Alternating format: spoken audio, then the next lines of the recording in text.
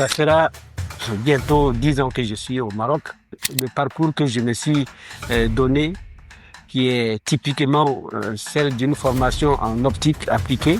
Donc, en quoi réellement ça s'applique dans la résolution des problèmes ou dans des enjeux concrets que nous vivons en Afrique?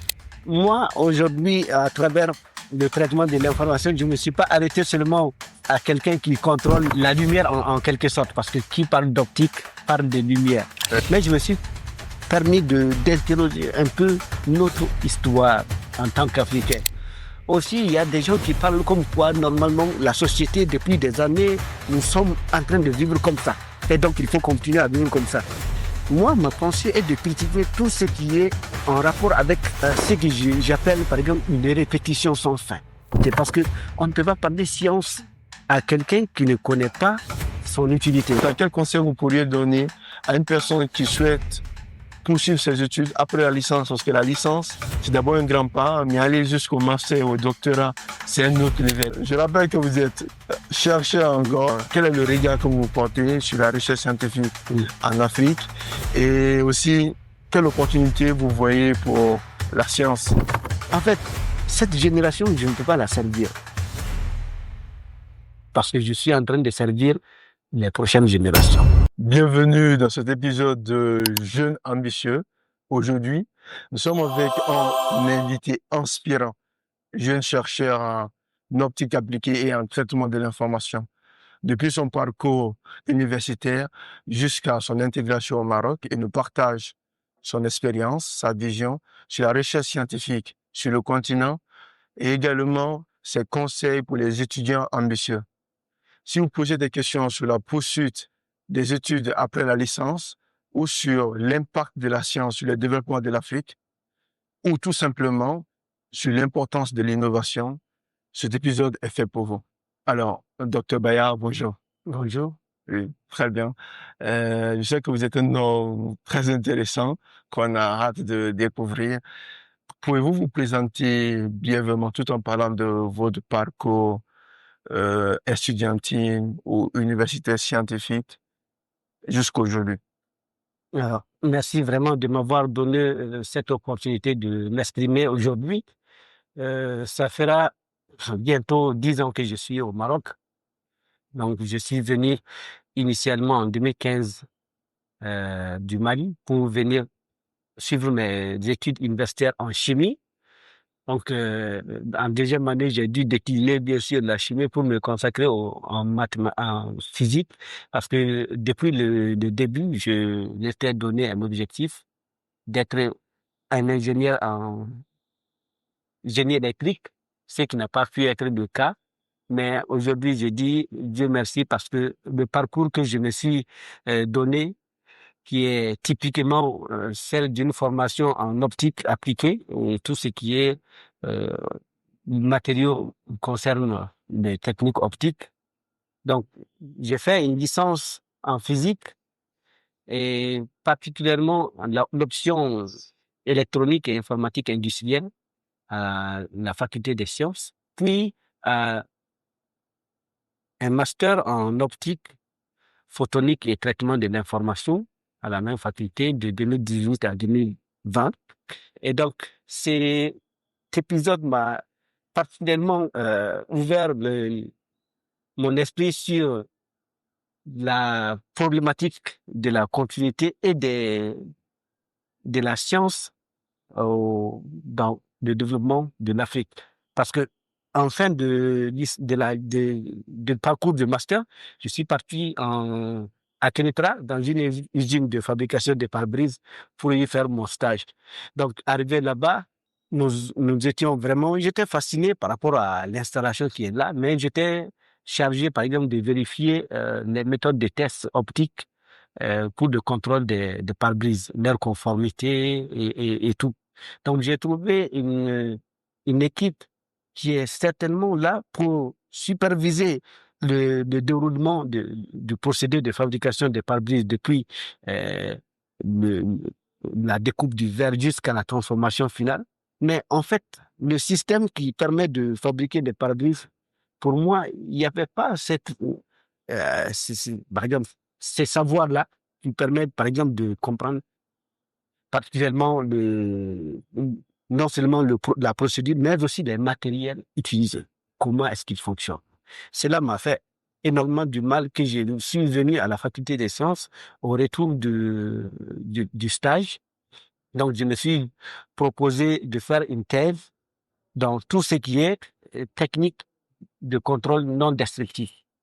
Donc, ça inclut, par exemple, la vision par ordinateur, mais aussi les systèmes optiques qui sont utilisés. Par exemple, comment on utilise la caméra et d'autres éléments pour pouvoir, par exemple, contrôler, par exemple, des structures trois dimensions.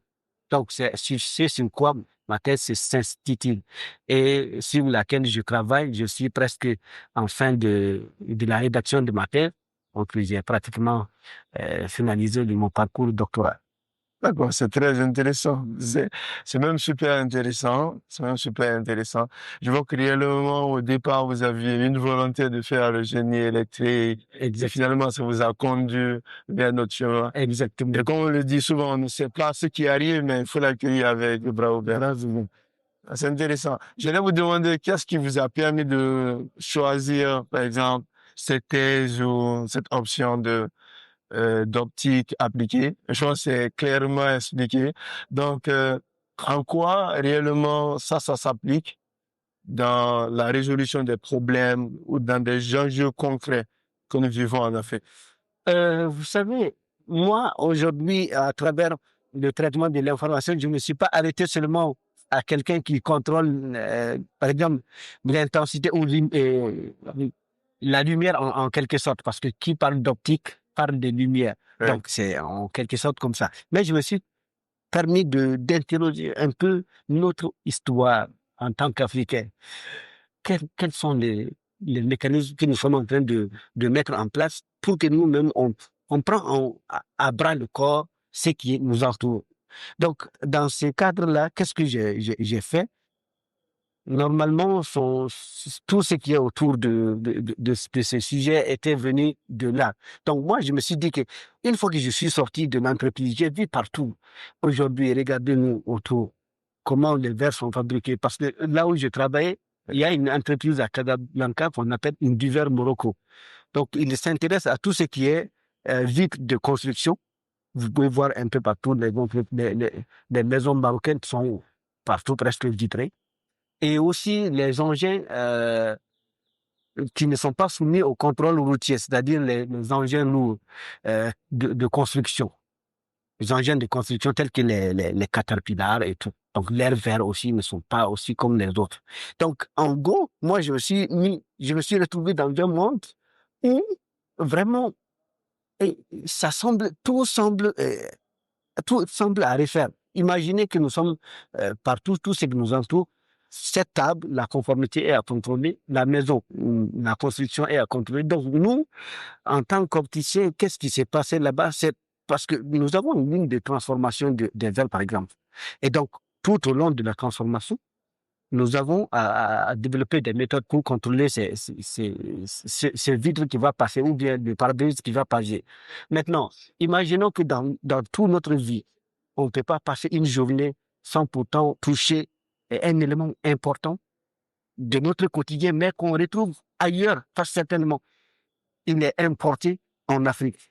Donc moi, mon objectif a été vraiment clair, c'est de permettre à ce que nous, en Afrique, ici, on puisse au moins fabriquer le minimum que nous voulons, hein. Même si c'est l'alimentation. Aujourd'hui, on vit du prêt-à-porter, c'est-à-dire quoi? On part couper, par exemple, les récoltes et on vient directement, on se met à manger. Pour moi, ce n'est pas le plus important. Pour moi, avant de pouvoir manger, je veux que, par exemple, la nourriture nécessaire qu'on veut trouver chez nous, que je parte à la boutique, que je puisse la trouver là-bas. Donc, c'était mon objectif de base. Donc, c'est pour ça que je me suis donné à fond sur cette étude. Et je peux vous dire que certainement, euh, j'ai réussi parce que depuis la licence que j'ai fait, mon stage aussi en tout ce qui est irrigation goutte à goutte, ça m'a donné beaucoup de temps de réfléchir à comment est-ce que nous pouvons aussi améliorer cette technique. d'agriculture que nous sommes en train de faire depuis des années qui ne donne rien du tout absolument hein, dans cette Il faut le dire. optique-là. Après, on doit se donner un moyen de transformer la nature, quel qu'en soit le temps, quel qu'en soit le moment et quelle qu'en soit l'heure. Donc, c'est un peu l'impact que je recherche comme l'importance de la science que nous devons voir sur nous. Aussi, il y a des gens qui parlent comme quoi, normalement, la société, depuis des années, nous sommes en train de vivre comme ça. Et donc, il faut continuer à vivre comme ça. Moi, ma pensée est de critiquer tout ce qui est en rapport avec ce que j'appelle, par exemple, une répétition sans fin. Nous devons sortir de là parce que nous sommes en train de voir une nature qui se dégrade probablement autour de nous, mais avec les mêmes, on ne sait pas que ce sont nos habitudes qui sont en train de faire détériorer la nature et nous continuons à faire la même habitude, la même chose tous les jours en espérant une amélioration de nos conditions de vie, ce qui n'est énormément pas possible. D'accord, d'accord. Et c'est très intéressant. En plus, j'apprécie la volonté que vous avez apportée, en plus, un changement à la situation dans laquelle nous sommes. C'est pas tout le monde qui a, je tiens vraiment à le préciser, c'est pas tout le monde qui a cette envie de vouloir le faire. C'est pas évident. Exactement, parce que si nous ne changeons pas Oui. de mentalité surtout, parce que pourquoi je me suis attardé surtout à la mentalité? Parce que on ne peut pas parler science à quelqu'un qui ne connaît pas son utilité. D'ailleurs, la science, comme les gens le voient, ce n'est pas une connaissance en soi. C'est d'abord une volonté, un objectif et une fin. C'est-à-dire quoi? Je prends un exemple simple. Je vais construire une maison. Pour quelqu'un qui veut construire une maison, qu'est-ce que j'ai besoin?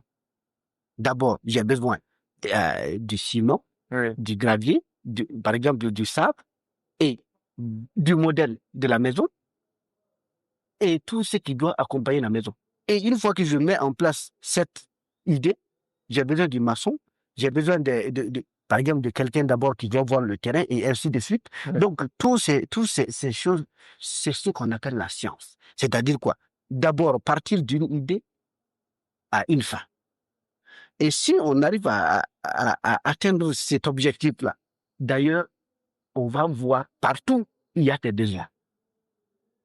Oui, je vois. Oui. C'est très intéressant. On reviendra sur tout ce qui est importance de surtout la recherche scientifique et la science, sur le développement de l'Afrique et tout ça. Oui. D'abord, je sais que ça fait un bon bout de temps que vous êtes là au Maroc Oui. et ça vous a marqué particulièrement. Donc, je voudrais savoir, c'est quoi, comment a été votre intégration, que ce soit sociale ou académique ici au Maroc? Et en même temps, quel conseil vous pourriez donner à une personne qui souhaite poursuivre ses études après la licence? Parce que la licence, c'est d'abord un grand pas, mais aller jusqu'au master ou au doctorat, c'est un autre level. Donc, qu'est-ce que vous avez à dire aux femmes sœurs? Bon, en fait, quand je suis venu en 2015, j'ai certainement eu la chance de tomber sur des personnes de grand choix. Et je vais remercier ici Monsieur Correa et Zakaria et Tamba Djefaga, Mohamed Kamwe. Ce sont mes anciens avec qui j'ai vécu en première année à Zitoun. D'ailleurs, notre maison, on l'appelait l'ambassade parce que c'est là où qui était le QG où viennent les réunions les plus importantes souvent de la communauté. Donc, on l'avait appelé l'ambassade. Donc, pour vous dire que une fois que nous sommes venus ici, je suis un fils adoptif de la César, d'abord de la communauté malienne, puis de la César, parce qu'on nous a cherché depuis Rabat. Une fois qu'on nous a cherché à Rabat, amené à Zitoun, à Meknes, jusqu'à Zitoun, on est rentré, on dit voilà votre chambre déjà. Et donc, le lendemain, on est parti pour s'inscrire. Et donc, finalement, on n'a plus rien à dire. Parce que déjà, en tant qu'étranger, vous venez, vous êtes dans toutes les conditions, vous ne savez même pas comment vous êtes atterri. Moi, l'itinéraire que je faisais de Rabat, je ne savais pas par où on est venu. Mais je suis venu à Meknes et j'ai trouvé tout ce qu'il me faut. Donc, dès ce moment-là, je me suis mis à dire que voilà, si ceci est vraiment ce qu'on nous a fait, donc il faut que moi, je suis un exemple aussi pour ces gens qui ont donné, consacré tout leur temps pour que nous puissions être intégrés. sans même savoir de quoi il s'agit. Donc, la deuxième année, je n'ai pas pu intégrer la communauté malienne. La troisième année, je suis le chargé à la communication. La quatrième année, j'ai commencé mon master, je suis chargé à la communication. La cinquième année, je suis toujours en master, je suis chargé à la communication. 3 années de suite. Voilà, donc 3 ans successivement. Alors après, j'ai dit, finalement, mais si moi je continue à être comme ça, bon, c'est vrai que je vais aider, mais il y a des gens qui viennent d'arriver, peut-être qu'ils ne savent pas s'intégrer. Donc j'avais un nouveau qui était avec moi, je dis, toi, tiens, tu vas prendre ma place. Tu n'as pas été vraiment choisi, mais tu vas le faire. Et il s'est mis à le faire. Il m'a remplacé. Moi, je suis parti à Kenitra. Et pour mon stage, c'était 6 mois. Donc, ils ont fait tout ensemble. Malheureusement, le coronavirus est venu et voilà, les choses sont parties en vrille. Donc, après ça, j'ai suivi un peu le parcours atypique de ces gens qui étaient dans la César. Ils nous faisaient sortir partout, le football, le sport. Et donc, on a commencé à creuser, à connaître, à comprendre. Et quelques années plus tard, je me suis dit que pourquoi moi aussi je ne vais pas essayer de donner mon point de vue, ma manière de voir les choses.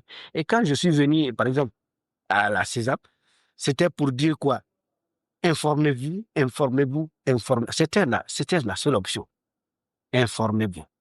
Et donc, comment on va s'informer? À travers des conférences. Je le dis tous les jours. Nous avions pour objectif de faire chaque mois une conférence, mais ce qui n'était pas possible vu que nous avons les...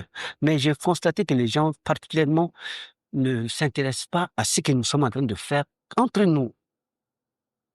La meilleure information ou la meilleure école de la vie, je l'ai connue ici, pas à l'école, mais avec les partenaires de la César, avec les étudiants.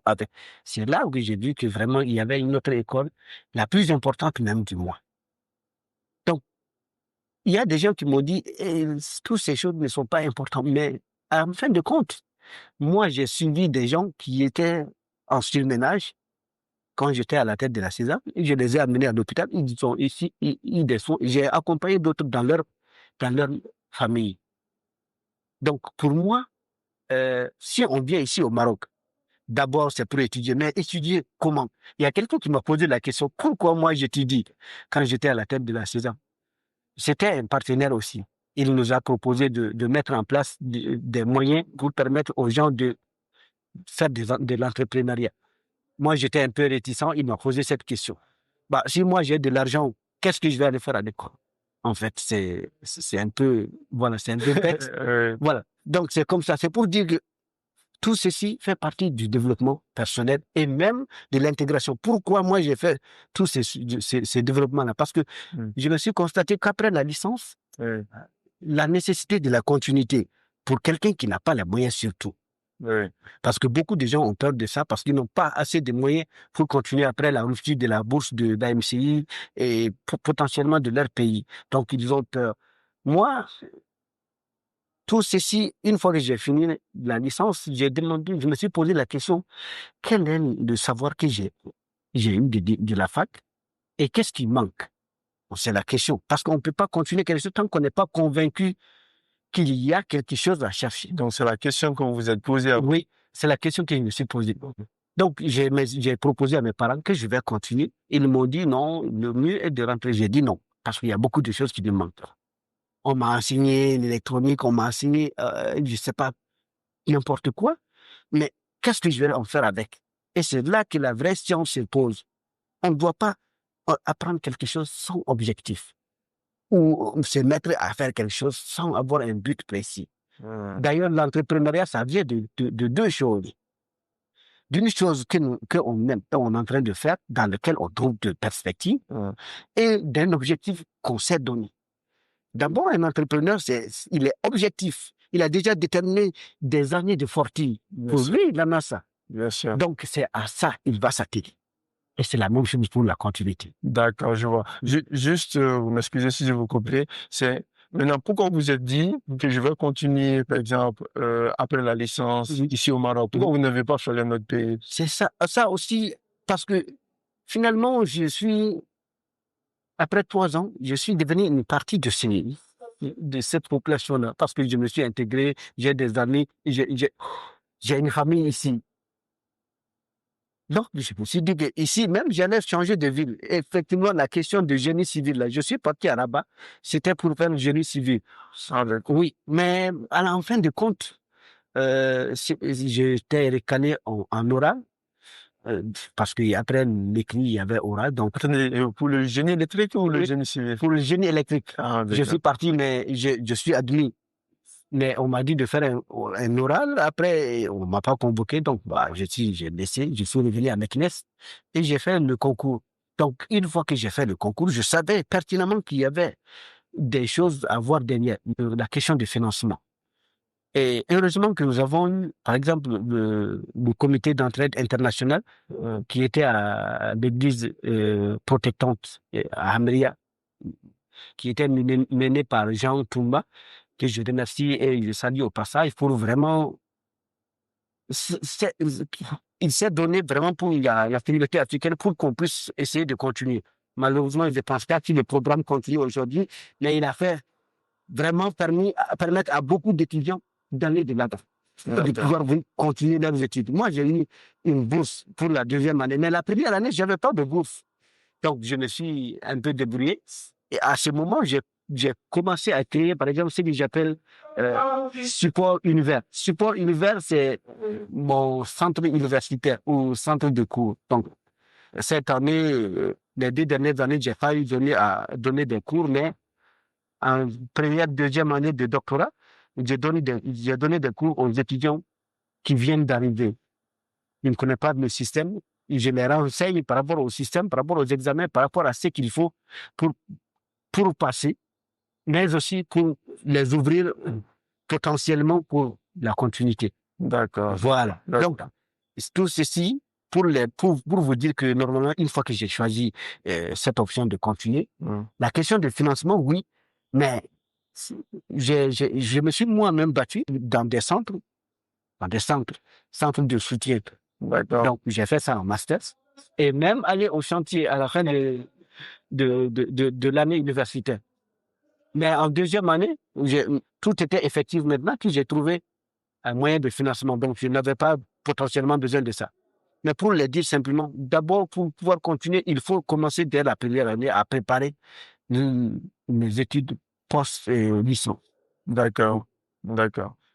Donc, en résumé, c'est que avant je termine par ce que vous avez, enfin, je commence par ce que vous avez terminé. Oui. C'est que avant d'abord d'envisager continuer ces études après la licence, Oui. il faudrait les préparer pendant les licences. Il y a des conditions aussi à remplir après la licence. Exactement. Et tout ce qui va avec. C'est ça. Et même si parfois on n'a pas les moyens aussi, mais il y a toujours une possibilité quelque part pour s'en sortir. Parce que financièrement, ça peut ne pas aller. Oui. Mais vous nous avez donné, par exemple, des moyens que vous avez utilisés pour vous en sortir, pour vous accrocher. À un certain moment donné. D'accord. Et tout à l'aide de votre vision, de votre ambition. Je pense que c'est excellent. Donc, je rappelle que vous êtes chercheur encore, parce que vous êtes docteur, enfin, vous êtes en train de préparer votre thèse doctorale. Oui. Donc, on parle de notre continent. Quel est le regard que vous portez sur la recherche scientifique en Afrique? Et aussi, quelle opportunité vous voyez pour la science?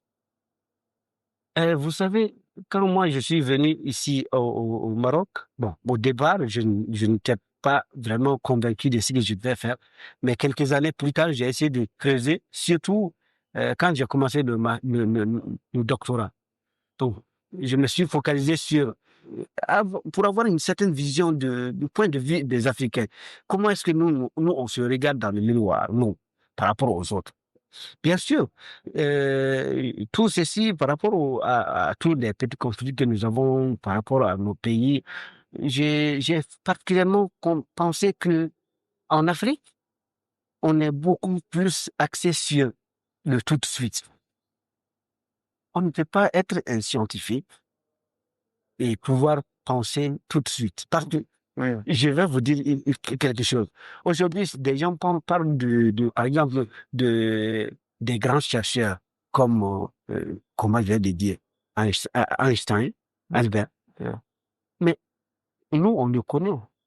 Ça fait maintenant combien d'années? De 1925 à aujourd'hui, ou même 1930 à aujourd'hui. C'est un siècle, moi, 5 Voilà, ans. c'est à peu près un siècle. Ouais. Et c'est aujourd'hui que nous, on le connaît. Pourquoi? Parce qu'il a travaillé sans relâche, sans pourtant même être sûr que ce qu'il fait pourrait être impacté aujourd'hui. Ouais. C'est comme ça, moi, je vois j'ai une vision. D'accord. Pour moi, nous devons sortir dans nos têtes pour dire que c'est impossible. D'abord, c'est ça qui tue une partie de la population africaine qui fait qu'elle est soumise à une autre communauté qui, elle, s'est donné les moyens. Mais comment ils ont réussi à faire ça et que les Africains ne peuvent pas le faire? Ce n'est pas une question de connaissance, non. C'est une question d'abord de projection et d'objectif. Jamais on ne s'est projeté. Parce que projeter, ça veut dire quoi? Si j'ai besoin d'une maison, je ne vais pas l'habiter dedans aujourd'hui. Non. Je vais m'attendre à ce que peut-être ça finisse en 3 ans, 5 ans. Eh bien, si on veut se développer, d'abord, il faut la substance. C'est-à-dire quoi? Mettre en place l'idée du développement. Mettre en place les projets par lesquels on va passer. C'est à cela que c'était. Moi, je travaille par exemple sur tout ce qui est transformation. En mathématiques, transformer des fouriers, transformer en mandélais, transformer des Hilbert, transformer. Donc, mais moi, celui qui a commencé les transformations, c'est-à-dire Fourier, Joseph Fourier, c'est plus tard que ces études ont été reprises par d'autres chercheurs pour être appliquées un peu partout. Et moi, aujourd'hui, je travaille sur ce que j'appelle des ondes homologènes dont ces racines se trouvent à 200 ans avant. D'accord. Vous pensez que les chercheurs aussi africains devraient viser beaucoup plus le long terme? Oui, parce qu'à un certain moment donné, que ce soit les mathématiques, les physiques ou tout ce qui est sciences humaines, les gens ont commencé. C'était une sorte de philosophie. Vous savez ce que c'est que la philosophie? Bien évidemment. Pour eux, c'était une manière de se concurrencier. Et ils se sont donné les moyens de se concurrencier sans pour autant attendre quelque chose, juste pour qu'on lui dise qu'il a découvert cette méthode. Mais à quoi ça va appliquer? Non, ils s'en foutent. Chez nous, on doit mettre en place ces genres de systèmes, permettre aux gens de faire une compétition centenaire. C'est-à-dire quoi? Pour projeter cette nouvelle génération, il faut que ceux qui sont aujourd'hui puissent commencer par se concurrencier, par un savoir qu'ils ne savent même pas où est-ce que ça va être appliqué. Et en cela, la nouvelle génération, avec cette documentation réunie, va permettre de créer une génération de science. Parce que la science, sans conscience, n'est que ruine de l'âme, comme on est en train de dire. Et nous-mêmes, on n'a pas encore de conscience. Ni conscience, ni science. C'est dommage, alors. Oui, on n'a pas les deux. Quand même, on se brouille, quoi.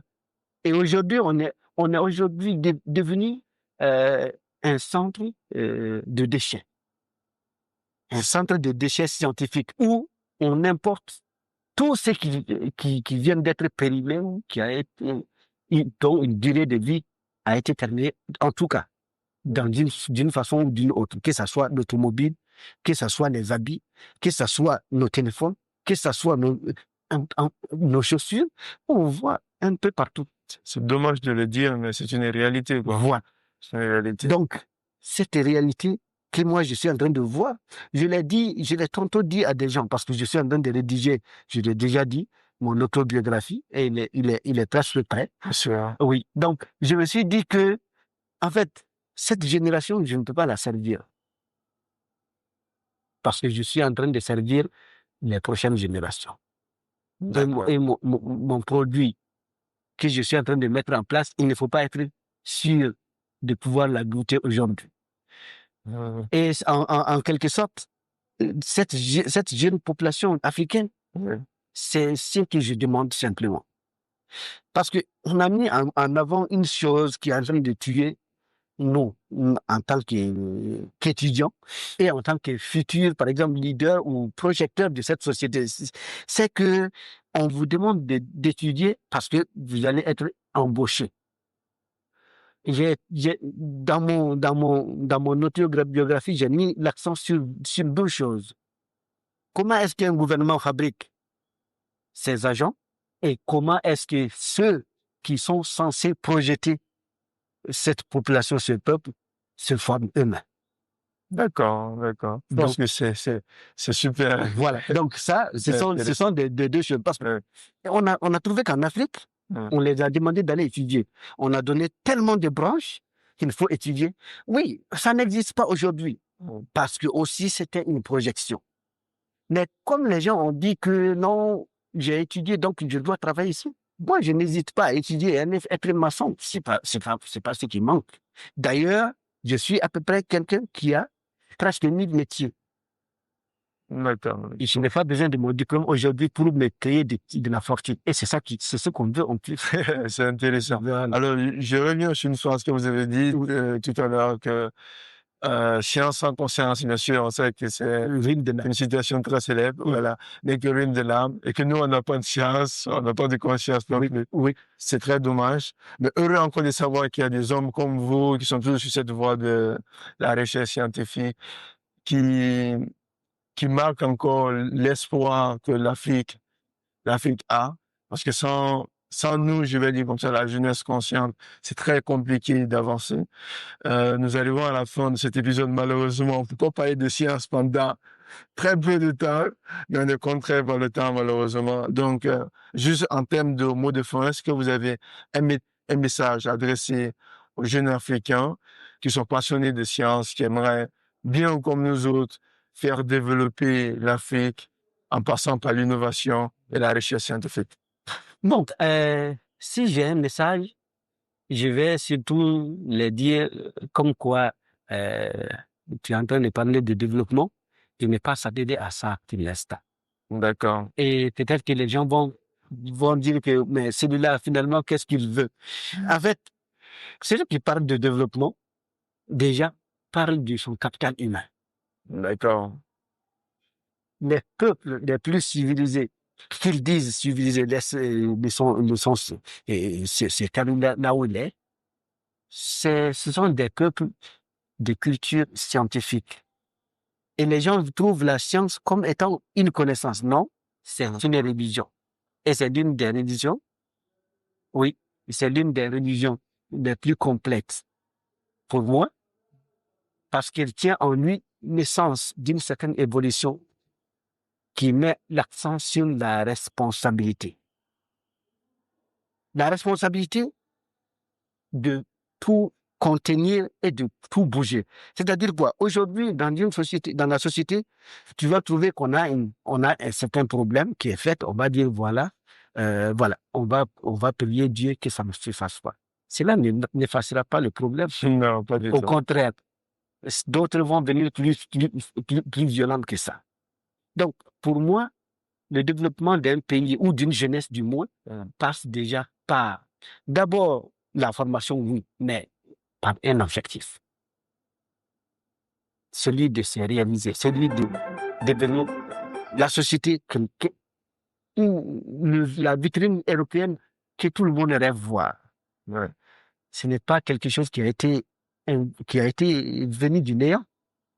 Ils se sont donnés pour objectif d'abord de construire ce qu'ils appellent d'abord le paradis que les gens attendent en enfer ou après la mort. Ouais. Ils essaient de le construire ici.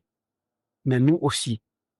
L'Afrique, tout le monde dit que c'est le continent le plus béni parce que nous avons dans cette terre, la terre la plus riche possible pour l'agriculture, mais aussi en termes de sous-sol.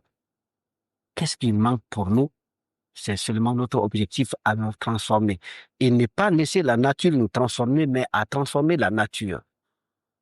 C'est ce qu'on appelle la création d'un principe de vie. Donc, il faut dépasser le système, dire que voilà, ça c'est un buisson, ça c'est... Non. On va d'abord, même les buissons qui sont en brousse, on va les amener et les planter comme les arbres que vous voyez dehors. C'est ça le développement que moi je veux. Comme j'étais en train de le dire, je n'ai pas besoin de mon diplôme parce que l'objectif, ça passe à plusieurs niveaux. Il y a des sous-objectifs, celui de vivre aujourd'hui en attendant l'arrivée certaine voilà, de ce qu'on s'est fixé. Et donc, tout le monde doit savoir vivre comme ça. D'accord, merci beaucoup. Je vais commencer d'abord par, vous avez vu les décors, donc on est dans un nouveau décor par le biais de notre très cher Dr Baya.